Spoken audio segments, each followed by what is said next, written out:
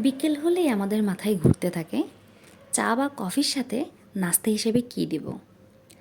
আজকে আপনাদের ঝটপট সহজ একটা রেসিপি করে দেখাবো, যেটা বিকেলের নাস্তায় ছোট থেকে বড় সবাই পছন্দ করবে। আমরা আজকে করে দেখাবো সুজির বিস্কিট। আসসালামু আলাইকুম, আপনাদের সবাইকে স্বাগত মাহির রান্নাঘরে। আমরা এখানে একটি ডিম আর 1 কাপ সুজি দিয়ে বিস্কিট তৈরি করে দেখাবো।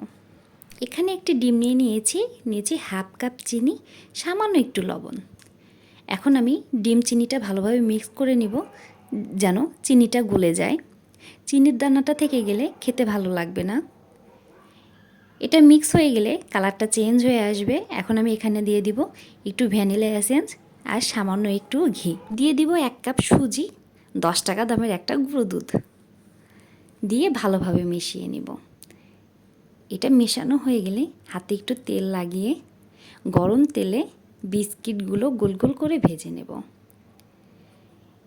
এটা হালকা করে উল্টে পাল্টে দেব, উল্টে পাল্টে ভেজে নামিয়ে নেব।